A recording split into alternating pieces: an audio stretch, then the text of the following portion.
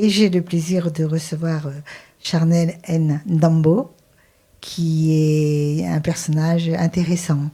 Et je voudrais d'abord parler un peu de ton enfance, Charnel. Donc, comment tu peux me dire, bon, tu vas me parler de tes combats, tu vas me parler de la suite aussi, de ce que tu fais, mais comment s'est passée ton enfance, où tu l'as passée? Est-ce que tu étais en France déjà ou pas, etc. D'accord. Alors donc, moi, en ce qui concerne mon enfance, j'ai passé effectivement une partie au Gabon. Alors c'est une enfance plutôt atypique, classique, on va dire ça comme ça.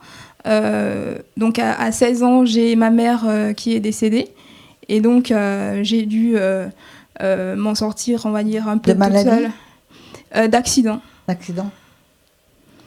C'est jeune de perdre sa maman à 16 ans. Oui, c'est vrai. Et donc, voilà, j'ai dû tout faire pour m'en sortir personnellement.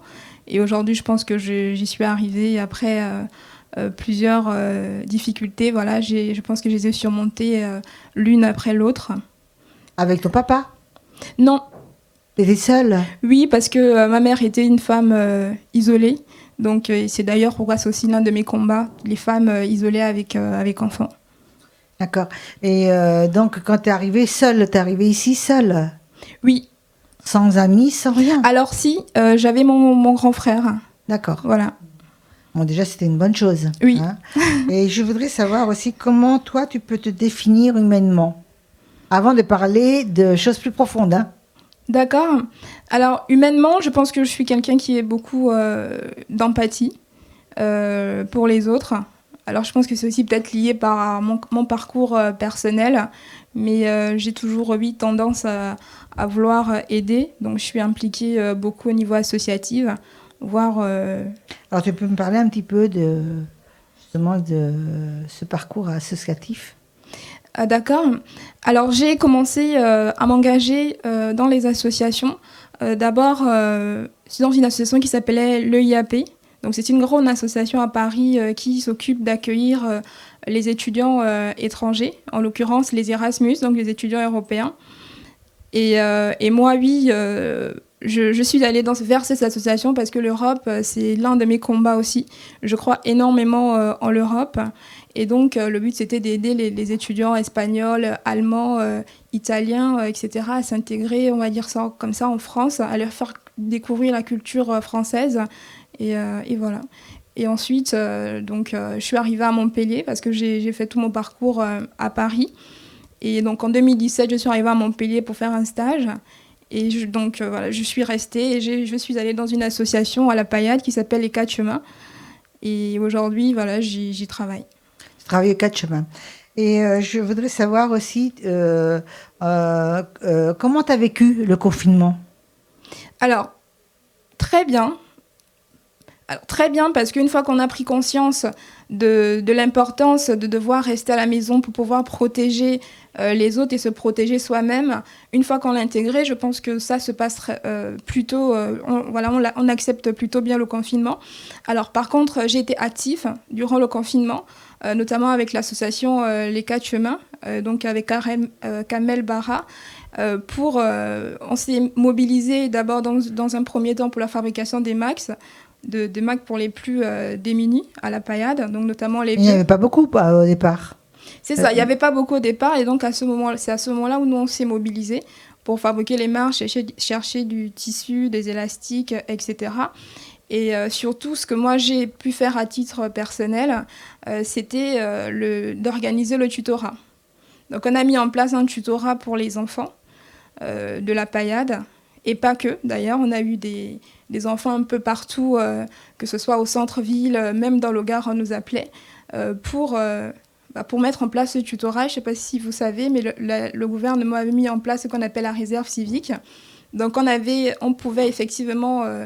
on avait d'une part des personnes, donc des bénévoles qui se portaient volontaires, et de l'autre côté, les associations qui pouvaient effectivement mettre les offres dont elles en avaient besoin. Et donc moi, ce que je faisais, c'est que je cherchais des tuteurs par le biais de la réserve civique pour les mettre en relation avec des familles qui, elles, ne pouvaient pas forcément aider leurs enfants à faire leurs devoirs. Ah d'accord, oui. Et si tu veux, là, d'accord, j'ai compris, là. J'ai compris ce que tu voulais dire, là. Donc, tu t'es engagée dans la politique. Oui. Et c'est depuis quel âge? Alors, je pense que depuis très tôt, je me suis beaucoup intéressée à la politique. Et d'ailleurs, très jeune d'ailleurs, je suis beaucoup intéressée à la politique, même si parfois, lorsque je parlais avec des parents ou avec des oncles et des tantes, certains me disaient, oui, mais pourquoi tu t'intéresses? C'est les choses d'adultes. Mais je me suis vraiment moi-même engagée à titre personnel à partir de 2012. Et donc là, j'ai intégré un mouvement que j'ai d'ailleurs quitté pour intégrer un autre. Oh, mais de toute façon, c'est pas grave de quitter un mouvement pour en intégrer un autre. Ça veut dire que, enfin, en fin de compte, que tu étais plus sûr après d'un autre mouvement. Et puis voilà, ça, c'est pas grave. C'est bien ça, c'est bien ça. C'est pas grave. Donc, je voudrais savoir, est-ce que tu as eu des moments de doute dans tes convictions? Alors, je pense qu'on a toujours des moments de doute. On se demande toujours si le choix qu'on fait est le bon. Mais c'est les actes et surtout l'évolution, on va dire ça comme ça, des idées ou des idées concrètes, on va dire ça comme ça, qui sont mises en place sur le terrain, qui nous confirment ou nous infirment nos prises de position et nos convictions. Et de toute façon, je pense que même si tu changeais d'avis un jour, tu saurais pourquoi. C'est Non. ça. Je pense que tu as du caractère. J'ai discuté tout à l'heure avec toi. Tu sais ce que tu veux.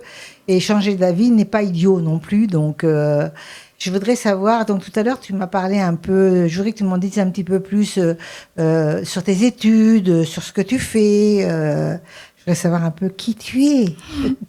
Alors, donc, moi, j'ai un parcours typiquement en droit. Donc, j'ai commencé à l'université de Nanterre. Donc, j'ai un Master 2 en droit. Et ensuite, une fois que j'ai terminé mon Master 2, j'ai décidé de faire une thèse en droit fiscal sur la prévention et la gestion du contrôle fiscal des PME. Ce sujet particulièrement parce que je pense qu'aujourd'hui, on a 98% d'entreprises qui sont des PME et qui ont besoin d'aide. Et donc, je suis allée sur ce sujet-là. Aujourd'hui, donc, je travaille à Montpellier. Je suis donc juriste d'entreprise. Donc, je fais du conseil aux entreprises et aux particuliers qui nous appellent pour nous expliquer leurs difficultés et qui attendent des réponses immédiates. Et voilà. Et voilà. Et donc, c'est pas que voilà, parce que je trouve que tu as eu aussi un article il n'y a pas longtemps sur le journal. Oui. Je crois qu'il est récent. Il n'a pas 24 heures, cet article. C'est bien ça.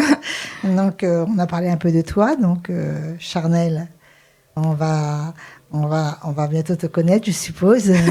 Les gens vont bientôt te connaître. Et donc, ils vont parler de Charnel Nombo. C'est bien ça. Nombo, hein, c'est ça. Donc, je voudrais savoir si tu as une petite anecdote, mais très affective. Là, elle est dure, vu que au départ, j'avais pas imaginé que tu n'avais plus ta maman. Et que tu es partie seule, donc les anecdotes sont dures. Maintenant, peut-être avec ton frère, je sais pas, quand tu arrivé en France, par exemple. Je sais pas, quand tu arrivé en France, est-ce que tu as trouvé ce monde bizarre ou ce monde bien, ou tu étais heureuse, tu vois? Non, pas... Quand tu es arrivé en France, ça n'a pas été facile quand même, hein. Alors, je n'ai pas eu des difficultés non plus particulières, hein, ça il faut le dire. Donc, non, je pense que c'était plutôt... Non, j'ai pas eu de difficultés particulières. Et ton chemin, ton parcours pour en venir à la politique, il a bien fallu... Excuse-moi, Charnel, mais il a bien fallu que ça démarre vers peut-être quelque chose d'injuste que tu trouvais, ou que tu dis, voilà, je vais me battre, ça c'est ma conviction, je suis certaine de ce que je veux. Oui, c'est sûr qu'en politique, on peut très vite se mettre des barrières parce que d'abord, c'est un monde d'hommes. Ça, il faut le dire, depuis des années, et ça a été conçu de cette manière... patriarcale. Voilà, patriarcale. Et donc, au début, oui, j'ai beaucoup hésité parce que je me disais que c'était pas ma place ou que j'avais pas forcément... j'allais pas forcément évoluer dans ce domaine pour X ou Y raison. Et aujourd'hui... là encore, voilà, c'est force de conviction que je suis arrivée et je pense que quand on veut, on peut. Et et surtout il faut surtout pas tenir compte des barrières, des barrières que les autres peuvent nous afficher. C'est ça, des barrières, c'est ça, des avis des autres, parce que parfois ils peuvent projeter leur peur sur nous. Et donc voilà, c'est... Pas que leur peur, malheureusement. Oui. Hein. Et parle-moi aussi un peu de ton avenir. Comment tu l'envisages, ton avenir? Déjà construire une famille, peut-être? Alors oui, oui, déjà, c'est vrai que je pense bébé, on va dire ça comme ça. Ça sera quelque chose de très fort pour toi, vu que tu as perdu ta maman très jeune. Oui, c'est vrai. Ça sera quelque chose de très fort. C'est vrai. Je pense que c'est peut-être que c'est pas une anecdote, mais c'est vraiment un désir affectif, donc ça va être magnifique, quoi. Oui, c'est vrai. De construire sa vie. Tu as construit bien ta vie, je trouve. Ouais, je te remercie. Je trouve que tu as bien construit ta vie et tu es très humaine. Je ne m'attendais pas du tout, lorsqu'on m'a dit que tu venais sur le plateau, je ne m'attendais pas du tout à rencontrer une jeune femme aussi sympathique, pleine de joie de vivre et tout. Et peu importe pour qui tu es dans la politique, parce que pour moi, il y a une partie de vérité dans chaque politique et je crois qu'il ne faut pas avoir des a priori. Et je veux simplement te féliciter pour ton courage, pour tes convictions, pour l'aide que tu apportes aux gens. Merci. Et je trouve que tu es quelqu'un de génial. Merci. Et je suis heureuse de t'avoir reçu sur ce plateau. Je suis heureuse aussi que tu m'aies invitée parce que c'est vrai que j'avais un peu peur aussi. Je me suis dit, est-ce que Muriel va accepter de me recevoir? Mais tout de suite, je t'ai envoyé un message et tout de suite, tu m'as répondu. Et donc, merci. Mais en même temps, je compte te reprendre dans quelques temps aussi en coup de cœur parce que je pense que tu vas faire un chemin. Merci. Et un sacré chemin. Et peu importe si tu traverses le chemin, pas en route droite, peu importe si tu prends des chemins de travers. Parce que si tu prends le chemin de travers, tu sauras pourquoi tu prends le chemin de travers. Oui, et je pense que c'est les erreurs qui nous font parfois grandir. C'est ça. Et donc, voilà, j'ai eu le plaisir de recevoir Charnel.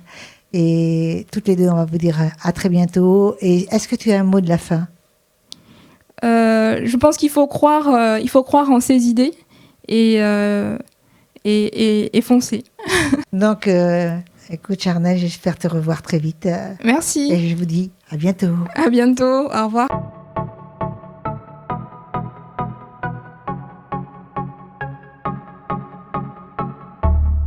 Et me voilà à nouveau pour mon coup de cœur.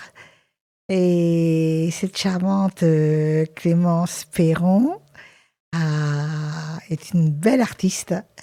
Elle chante.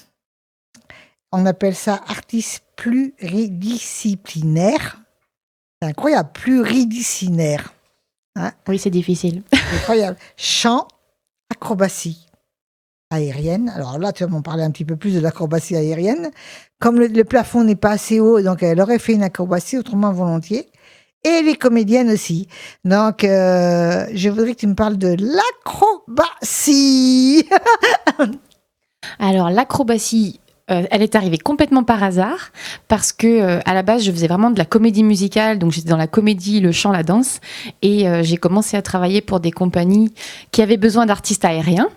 Donc j'ai dû me mettre à la pole dance dans un premier temps et puis une chose en entraînant une autre, on s'est retrouvés avec des artistes. T'as fait de la pole dance?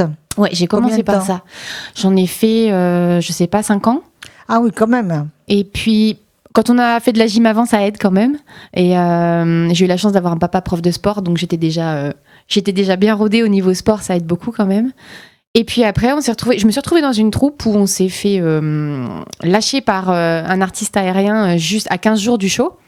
Donc j'ai dû apprendre le cerceau et le tissu en 15 jours. Et du coup, c'est comme ça. Les auditeurs ne connaissent pas le cerceau et le tissu. Alors, développe. Alors le cerceau aérien, c'est une discipline où on fait des acrobaties sur un cerceau qui est pendu dans les airs et qui tourne. Donc voilà, il y a plein de figures qui existent dans cette discipline-là. Et le tissu aérien, c'est la même chose, mais on est pendu à 2 grandes bandes de tissu jusqu'à 6-7 mètres du sol. On peut se mettre à la hauteur qu'on veut, en fait, et on fait des acrobaties dans les airs. Et on n'a que nos mains et nos pieds pour nous retenir. Mais donc, ça a intérêt à être solide. Oui. Ça se cultive tous les jours parce que c'est physiquement, et on ne peut pas trop se permettre de prendre des longues vacances parce que le corps a un petit peu du mal à reprendre, et puis plus on vieillit, plus il a du mal. Donc, Oui, mais les cerceaux, faut que tu es aussi en l'air. Oui, Voilà. on est toujours pendu dans les airs. Mais là, tu es pendu avec une ficelle. Exactement. J'ai des sangles de différentes longueurs. J'ai un portique aussi, parce que selon là où je me déplace, je sais jamais où je vais devoir m'accrocher. Donc quand il y a des poutres ou des IPN, j'ai mes sangles. Et puis des fois, il n'y a rien. Et donc j'amène mon portique que je peux monter Comme un assez haut. stoïaque, là. Exactement. Comme un stoïaque, donc c'est très haut. Ah oui, ça peut monter assez haut. Mais il doit être très solide. Oui, il est très solide, et surtout c'est très très bien fait parce que c'est très léger, et c'est vrai que quand on en fait, ça bouge, donc ça rajoute encore à l'effet, parce que les gens ont toujours peur de nous voir tomber, forcément. T'es jamais tombé? Et je touche du bois, je suis jamais tombée. Je suis tombée de ma barre une fois. J'ai fini avec un paquet de petits pois congelés sur le genou pour atténuer la douleur, mais je touche du bois, j'ai jamais eu de grosses chutes ou de gros accidents. Ah, c'est déjà bien. Et donc tu chantes quoi? Je fais beaucoup de comédie musicale à la base, et puis après je chante ce qu'on me demande, parce que je travaille pas que pour moi. Donc moi, quand je travaille pour moi, je fais du musical à fond, et quand je travaille pour les autres, ça dépend les compagnies qui m'embauchent. D'où le nom pluridisciplinaire, mis à part les trois. C'est ça. Les trois formations. On m'appelle le couteau suisse, là où je travaille. Le couteau suisse. Et donc tu peux chanter de tout. En tout cas, je m'y emploie. J'ai jamais refusé en me disant non, c'est pas mon répertoire. J'essaie toujours d'en faire quelque chose. J'y mets toujours ma patte. Je veux dire, j'ai pas la voix de Tina Turner, on est d'accord, mais j'arriverai toujours à en faire quelque chose avec mon style à moi. Mais je refuse aucun style. Oui, mais t'as pas la voix, comme tu dis si bien, mais t'as ta voix à toi. Donc t'as ta personnalité à toi. Donc pourquoi vouloir ressembler à quelqu'un? C'est ça. Il y a dans certaines circonstances, on va nous le demander. Voilà, là, dans certaines troupes, on va nous dire voilà, là, on va faire tel style, et après, ça colle ou ça colle pas. Moi, j'essaye de rester moi. De toute façon, comme on dit, oui, je pourrais pas prendre la voix de quelqu'un d'autre. Voilà. Tu es comédienne aussi. Oui, j'ai attaqué ça en même temps que la comédie musicale, vu que c'était vraiment ma discipline de base, et du coup ça impliquait qu'on ait une formation théâtre, chant et danse, et je crois que dans la comédie c'est ce que je fais depuis le plus longtemps finalement. J'ai appris à jouer à la comédie assez tôt, et c'est un petit peu le fond de tout, parce que du théâtre? Ouais, j'ai fait du théâtre, j'ai fait de la formation au One Woman Show aussi, parce que dans mes spectacles où je suis seule, je suis vraiment seule en scène, et puis et en comédie musicale, on avait vraiment une formation théâtre qui était vraiment axée sur la comédie musicale, parce qu'il y a une façon de jouer propre au one, au stand-up, ou à la comédie. Tu chantes aussi en jouant, tu fais du chant aussi. C'est ça. Et lorsque tu joues du comique, du dramatique. Je suis plus à l'aise dans le registre comique. J'ai plus de facilité à être drôle ou à faire rire.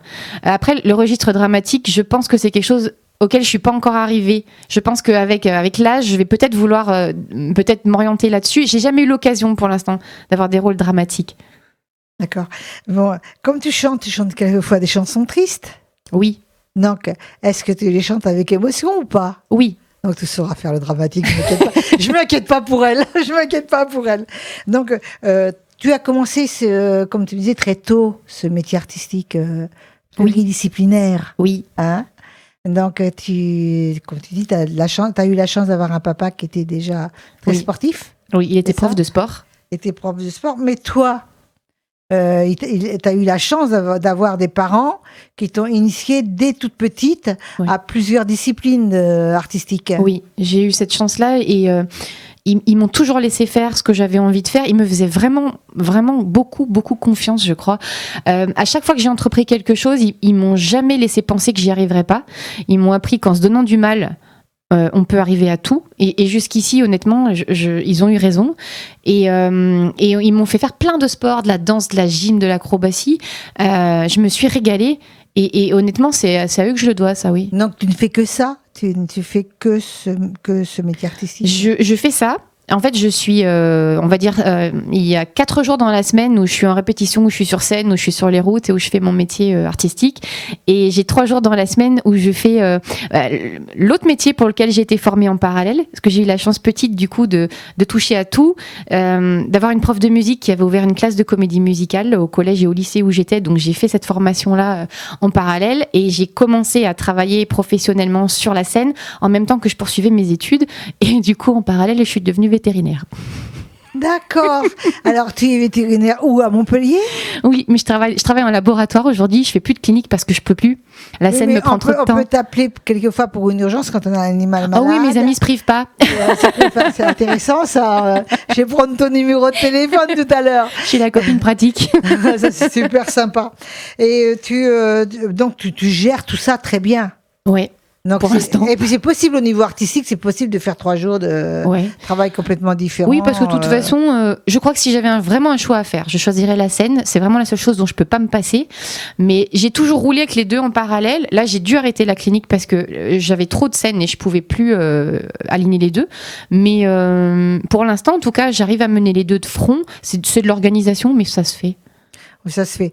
Et quand tu dis que tu es en laboratoire, ça se passe comment en laboratoire? En fait, je travaille pour un laboratoire d'analyse vétérinaire et en fait, moi, je fais la hotline, c'est-à-dire que les confrères peuvent m'appeler et me poser des questions sur des cas, des choses comme ça, et on en discute ensemble et on essaie de trouver des solutions. Sur des cas de maladie d'un animal dont le vétérinaire lui-même se pose des questions, voilà. C'est ça, hein? Exactement. Donc voilà, ça c'est intéressant ça aussi. Hein. T'es intéressant toi. Hein. Et donc, en gros, finalement, tu tournes où environ? Tu tournes par où? Qui te prend? Ben, après, selon la compagnie pour laquelle je travaille, on peut partir dans toute la France. On part des fois à l'étranger, en Italie ou en Espagne. Oui, mais comment tu démarches ça, les compagnies? En général, en fait, il y a des sites où des castings sont publiés pour recherche chanteuse, recherche danseuse, recherche acrobate. Plus on sait faire de choses, plus on travaille longtemps dans ce métier-là, surtout quand on est une femme. Plus on sait faire de choses, plus on se rend utile. Et donc, il y a des compagnies qui recrutent des chanteuses en fixe, par exemple, qui veulent une danseuse, qui veulent une chanteuse qui va les suivre sur toutes leurs dates. Donc, on postule, on passe des auditions et puis on est pris ou on l'est pas. Donc ça, là, on peut être amené à partir vraiment partout. Et après, avec mes spectacles à moi, je tourne dans toute la France en général. Je vais là où on me demande. C'est des revues spécialisées casting. Oui, exactement. Il y a des groupes Facebook, il y a beaucoup de choses pour ça. Oui, mais il doit y avoir si tu pouvais conseiller à quelqu'un qui cherche justement ce genre de travail, il y a bien une revue très spécialisée pour les castings. Revue, je sais pas, mais je sais que il y a des groupes Facebook qui s'appellent casting selon la région dans laquelle on habite, des groupes auxquels on peut adhérer. Et alors souvent, il faut déjà faire partie des métiers du spectacle pour adhérer à ça, mais c'est totalement gratuit. Il y a plein de compagnies ou d'orchestres ou de troupes qui postent leurs annonces là-dessus. Et en fait, le gros du boulot, ce dont on se rend souvent pas compte, c'est qu'on passe quand on n'est pas en répétition, quand on n'est pas sur scène. Moi, je fais de la com, je suis sur ces sites-là, sur ces groupes-là, et je cherche et je réponds à des annonces et je passe des castings quasiment tout le temps. En fait, on est tout le temps en audition. D'accord. Enfin, de toute façon, tu as du punch, donc je ne fais pas de soucis pour toi. Hein, je pense que tu es très intéressante et très très lumière. Donc, on a certainement envie de t'engager facilement. Tu manques pas de travail. Nous sommes au mois d'octobre. Quelles sont tes prochaines dates? Alors je vais être sur place pour une fois. Je joue à la maison, ça c'est bien. Je vais jouer au théâtre de la Chocolaterie à Saint-Jean-de-Védas. Je joue quasiment une fois tous les 2 mois, tous les mois et demi, mon One Woman Show. Donc j'ai une date en octobre et j'ai une date en novembre aussi. Et pendant les vacances de la Toussaint, je joue mon spectacle familial qui est un seul en scène, un peu en mode cabaret. C'est le plus grand cabaret du monde, mais toute seule. D'accord, tu es toute seule. Dernière question que je vais te poser, est-ce que tu travailles aussi en groupe? En groupe, c'est-à-dire en groupe serré, quoi. On parle pas de quand on t'engage dans des endroits divers. Je te parle si tu fais tu programmes des shows personnels en groupe. Oui, alors ça en général c'est pas moi qui me programme, mais j'ai notamment une compagnie pour laquelle je travaille régulièrement, où là on est vraiment un groupe danseuses, chanteuses, et où on a l'habitude de tourner tous ensemble et on se balade un peu dans toute la France, partout là où on va. Et en comédie musicale aussi, j'ai ma petite troupe de comédie musicale. C'est intéressant, hein. Et donc, comment on fait pour te joindre? Donc, tu es très réseaux sociaux, donc je suppose Facebook, et oui, Instagram. Exactement. Quoi encore? J'ai un site aussi qui s'appelle Clémencène, où on peut me retrouver. En général, quand on tape mon nom dans Internet, on me trouve. Tu redonnes ton nom. Clémence Perron. Clémence Perron. Perron, mais ça me dit quelque chose, Perron, moi. Ah, je ne navigue pas, je n'ai rien à voir avec les navigateurs. Je ne suis pas très bateau. Donc là, tu vas me faire un live, je vais rester avec toi et après Voilà. on va se dire au revoir, mais j'ai envie de t'entendre chanter. Allez, bon, on va rester dans la comédie musicale, hein, forcément. On revient dans la comédie musicale.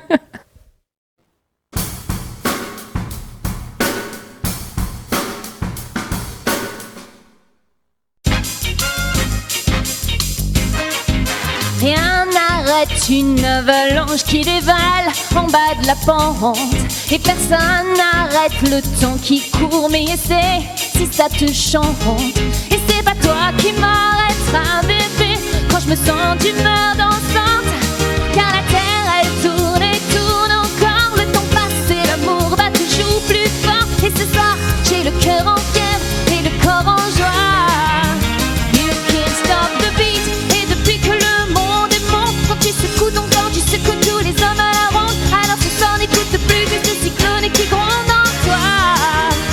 Rien n'arrête les langues de l'océan ni le soleil dans le ciel. Dis-toi bien que c'est idiot d'attendre jusqu'au digène. Ceux qui veulent te retenir, fais-leur comprendre que quelquefois you can't stop the beat.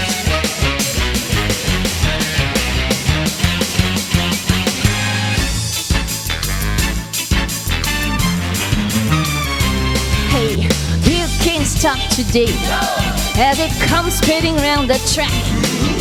Yesterday is history and it's never coming back. 'Cause tomorrow is a brand new day and I don't know what from black. 'Cause the world keeps spinning around and around and my heart's spinning time to the speed of sound. I was lost till I heard the drums and I found my way. You can't stop the beat ever since we first saw the line. And then I wanna like to shake it on a Saturday night. So I'm gonna shake and shimmy it with all of my might today.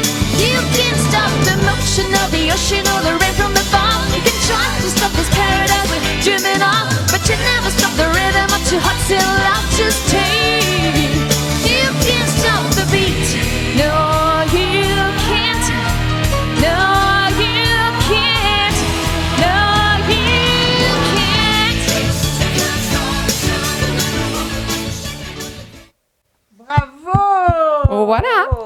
Bravo! Je vais te poser une dernière question. Tu es auteur Oui, ça m'est arrivé et compositeur aussi. aussi. Tu es à la SACEM? Oui. Oui. Donc tu es auteur et compositeur. Donc j'ai eu vraiment le plaisir de recevoir cette charmante jeune femme. Et nous allons vous dire toutes les deux bye bye. Bye bye, merci.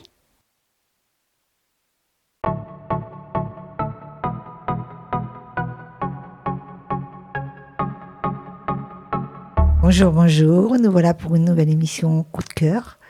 Et je suis accompagnée d'une très très jolie fille qui s'appelle Hawa. Bonjour Hawa. Bonjour Muriel, quel accueil. Quel accueil. Et Hawa a un parcours très intéressant.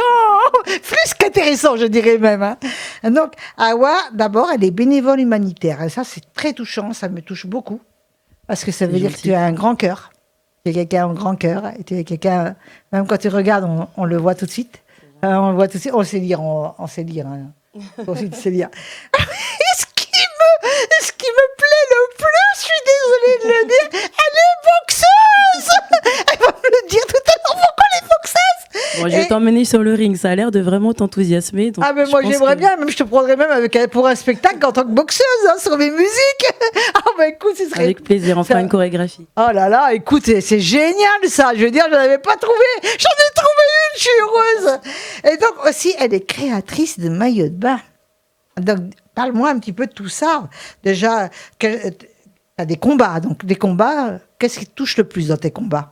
Alors, ce qui me touche le plus, moi, ça a toujours été justement l'inclusion et aussi de faire en sorte de lutter contre la précarité. Et donc, moi, dans mes différents métiers, donc j'ai d'abord été mannequin, mais après, j'ai travaillé comme digital marketing pour Groupon et pour Google. Je me disais qu'en fait, il n'y a rien qui est vraiment fait pour aider C'est-à-dire qu'on a la possibilité aujourd'hui de faire des entreprises, mais en même temps de faire des entreprises responsables. Et du coup, comme je suis passionnée de mode, j'ai voulu faire une entreprise qui rassemblait en fait mes différents métiers, donc à savoir la mode, les médias, mais en essayant aussi d'intégrer la partie justement humanitaire et insertion. Donc mon prétexte a été les maillots de bain, parce que j'aime beaucoup les maillots de bain, tout ce qui est vêtements de plage, etc. Et donc, le but du jeu de Peul Foulani, c'est de faire des maillots de bain 100% écologiques, qui sont fabriqués à partir de bouteilles de plastique, et de reverser une partie des fonds à des fondations pour aider les artistes à vivre de leur métier grâce à Internet. D'accord. Puisqu'aujourd'hui, qu'avec Internet, si on a la bonne idée, le bon produit, on peut faire des millions. Sauf que faire des millions juste pour s'enrichir, je vois pas trop l'utilité. Par contre, si on peut créer un cercle vertueux en faisant de l'argent et en aidant d'autres personnes à sortir de la pauvreté, grâce au web, c'est le combat et le défi que je mène aujourd'hui. Et ce qui m'intéresse, c'est tu les fais faire en France ou tu les fais faire ailleurs, tes maillots de bain? Alors les deux, c'est-à-dire que là, ils seront faits au Mans, à Saint-Étienne et au Portugal. C'est d'abord à Guimarães en fait que j'ai fait en fait les premiers développements. Il faut savoir que la personne qui m'a fait le premier développement, c'est Maeditex à Tourcoing.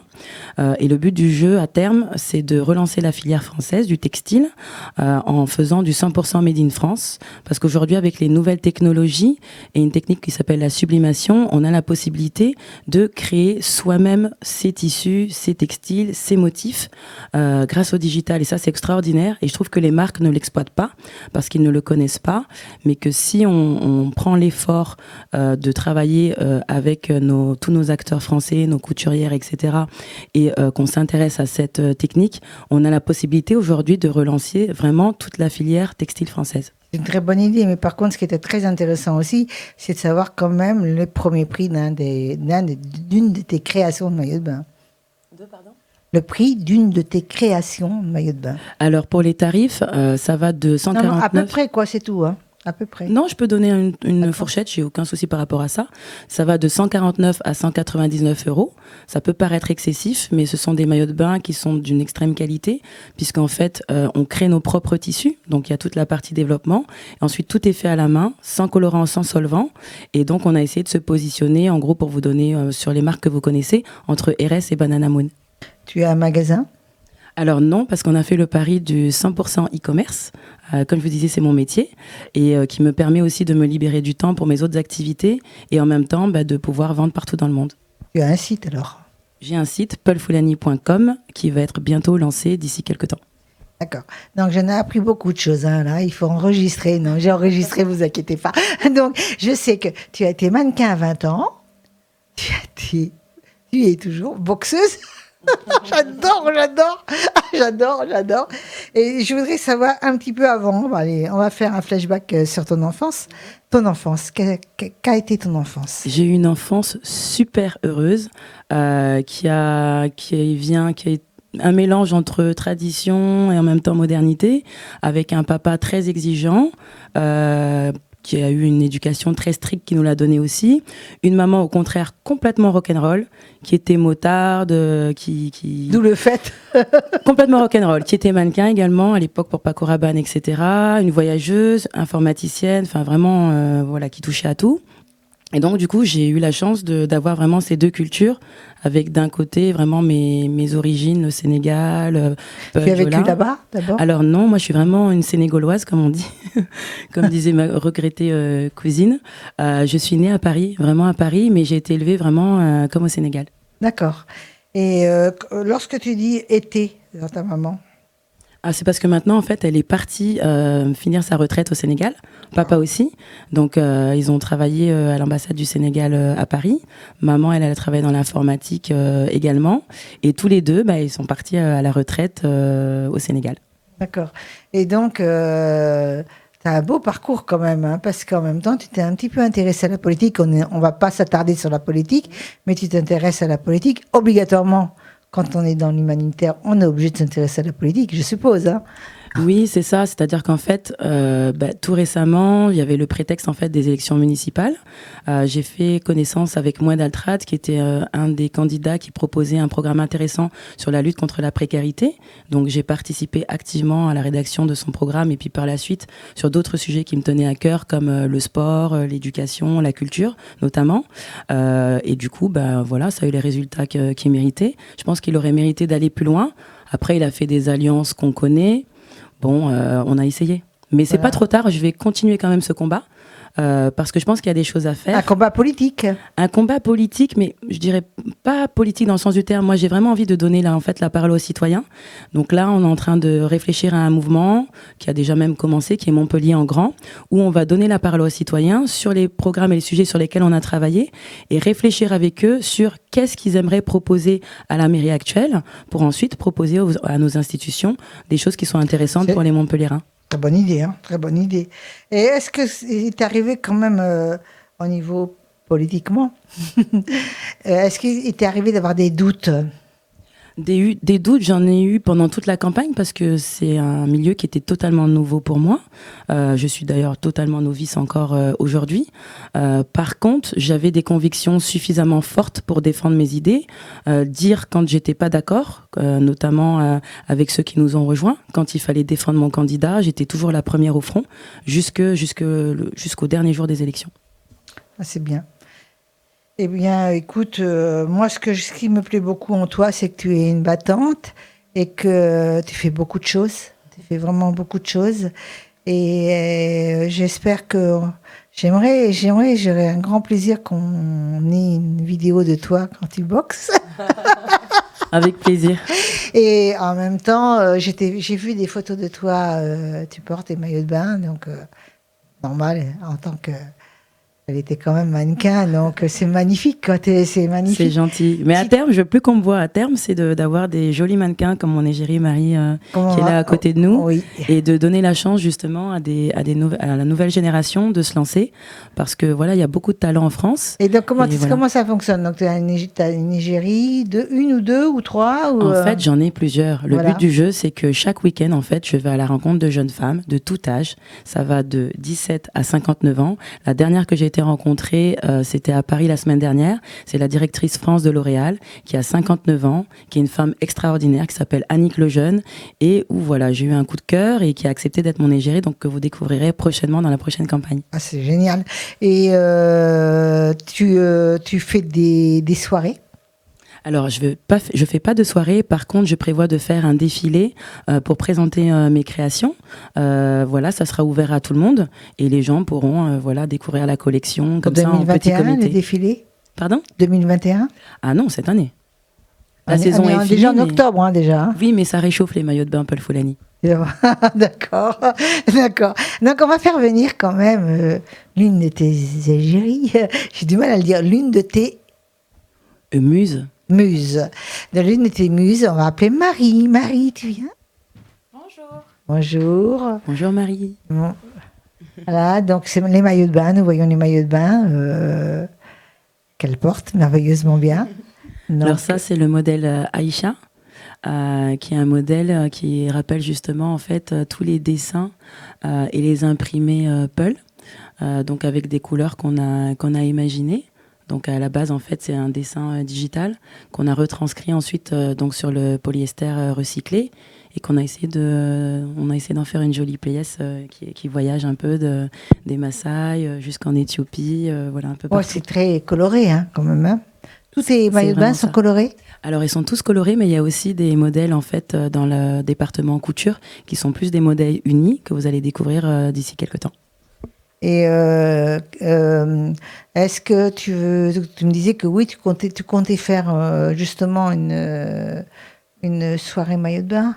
Oui, en fait, on va faire un défilé qui sera en fait plus un défilé événementiel où on va inviter en fait des artistes. Il y aura des sculpteurs, des peintres, des artistes de la rue, des danseurs, des breakers, des journalistes évidemment sont également les bienvenus et des mannequins comme Marie.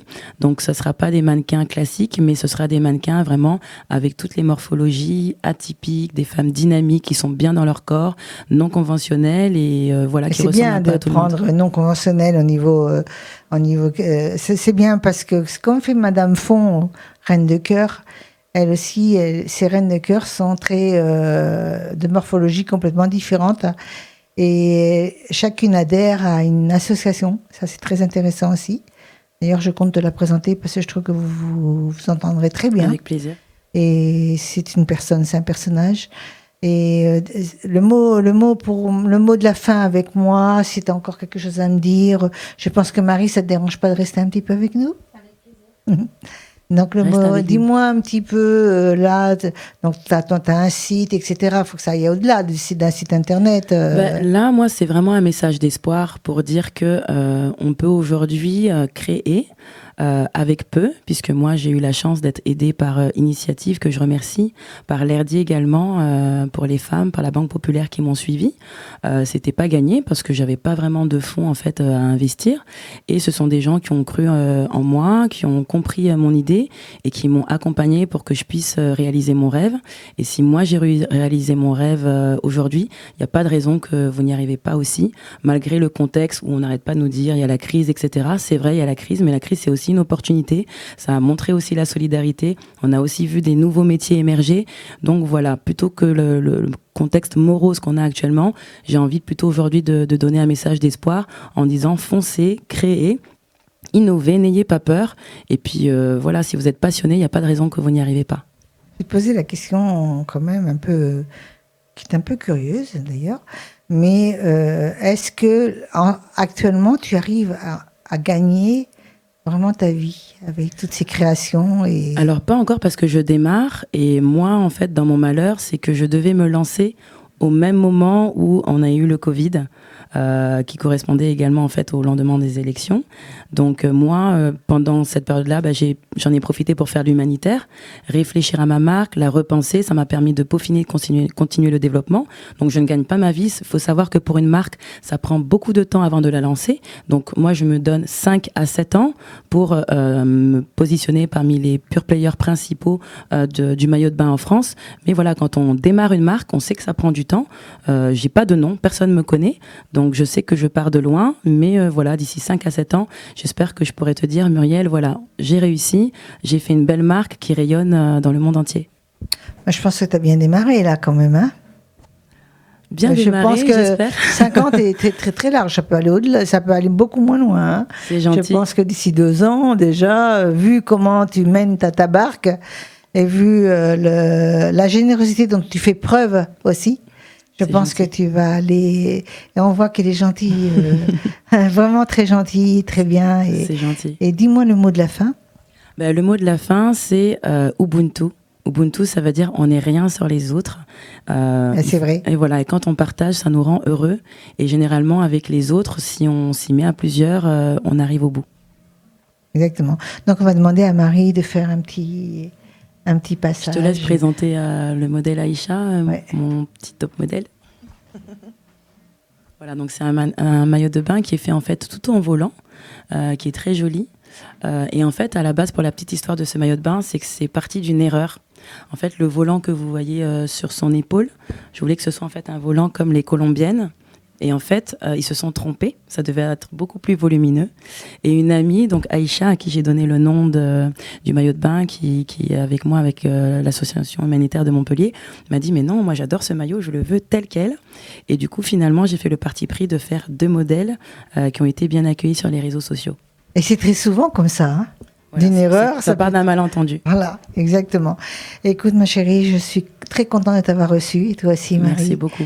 Et je voulais vous dire à très bientôt, et j'espère que retrouver Marie pour des nouveaux maillots de bain. Elle est la bienvenue d'ici 3-4 mois, elle me fait la demande, avec des muses. Ça serait bien, on les ferait Et vous êtes défiler. les bienvenus si vous voulez poser pour la marque ou quoi, n'hésitez pas à me contacter sur paulfoulani.com. C'est ouvert à toutes les femmes, de toute morphologie, de tout âge. Simplement que vous soyez bien dans votre basket. Voilà, on vous attend. Exactement. Et tu as un Facebook aussi Également, oui, Paul Foulani. Voilà. Et ça va vite pour les auditeurs. Paul. Alors, Paul Foulani, c'est P-E-U-L-H-F-U-L-A-N-I. Voilà. Écoute, ma chérie, je te remercie beaucoup. Merci beaucoup, Marie. Muriel, c'était un plaisir. On vous dit bye bye. Bye bye, à bientôt.